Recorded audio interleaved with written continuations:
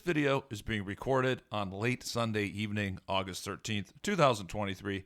Thank you so much for tuning in.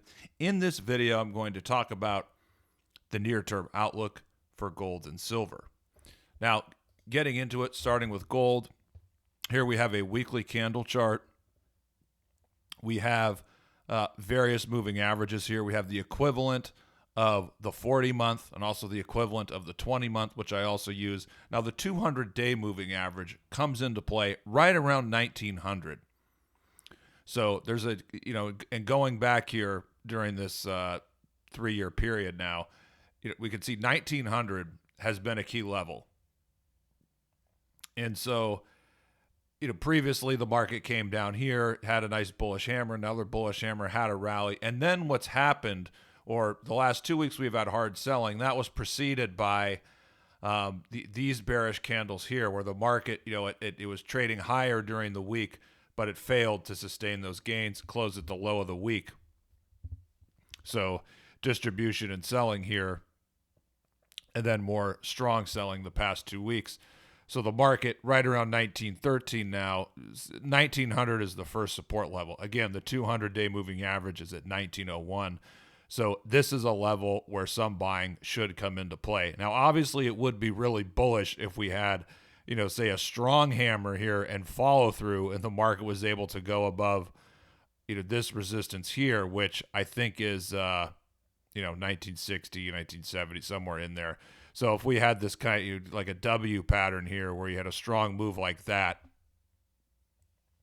that would obviously be really bullish. I don't expect that to happen. I mean, I think we can rally from 1900, probably a little bit. But ultimately, I think that, over the weeks ahead, over the next couple months perhaps, that, you're going to see gold break 1900, come down and test these moving averages. So there's really, really important support here coming in, right in the, I want to say that right around the 1840 to 1860 area. So that is, I mean, if you're thinking about the next month or two, or, beyond that, if the market can rally here, for almost a month, that's the downside level we have to contend with is here in the mid 1800s. But again, summing up short term, there is the 200-day moving average here at 1900.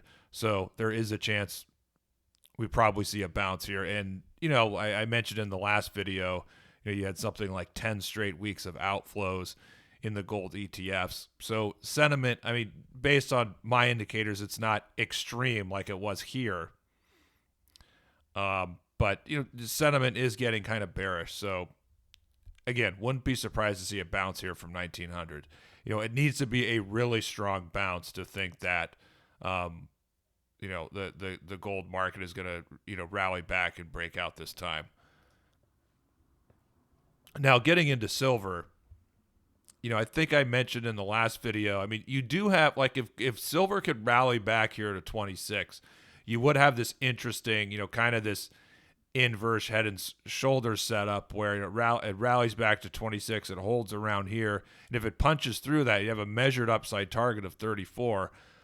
But, at the end of July,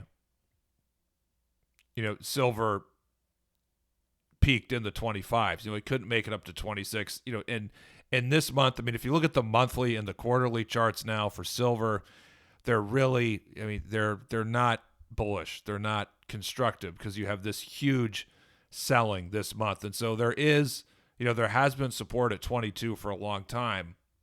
But, this failure here, the failure to rally back to 26, and then this month, where, you have this huge move down here. I mean, we'll see how the month ends, but at this point, it's a really ugly monthly candle that's engulfing the previous month. And so, a month ago or so, we had here where silver was able to rally.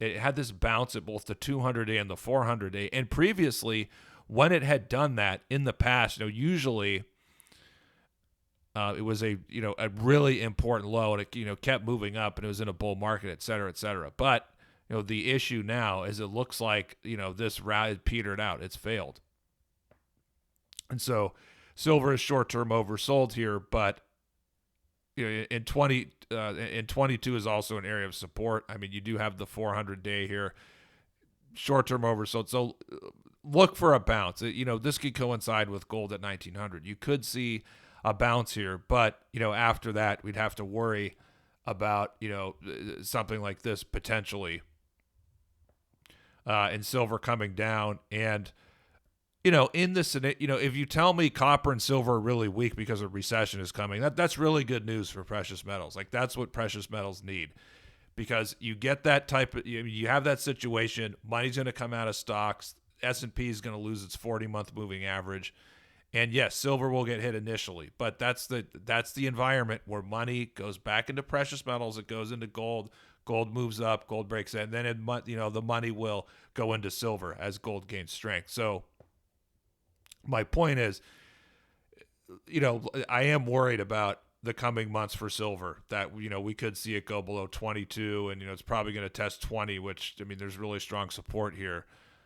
But as I was saying, if silver's really weak because a recession is coming, that's not the end of the world. But talking about the short term here, the outlook is silver's oversold. There's a chance it could bounce at 20. It'll bounce at 22 here. Maybe there's a little more selling, but this is something we have to be mindful of, this possibility. Now, if I'm completely wrong about this, what we'd love to see, same thing with gold, is you'd love to see a hard rebound and then it rallies back to 26. That would be super bullish, because it would be an indication that, it's rallied back to 26, had this big sell-off, but it was able to rally back to 26. That would signal that the bulls are gaining control. I don't think that's likely to happen, but, I'm throwing it out there in case I'm wrong. So that's where we are for this week. Unfortunately, charts look much better a month ago, but this month there's just been hard selling, strong selling, just negative technicals now. And that's where we are. But, I mean, there is potential for a short-term rebound at 22.00 silver and 1900 for gold. Let me know what you think in the comments. Hope you had a good weekend. Talk to you guys in the next video.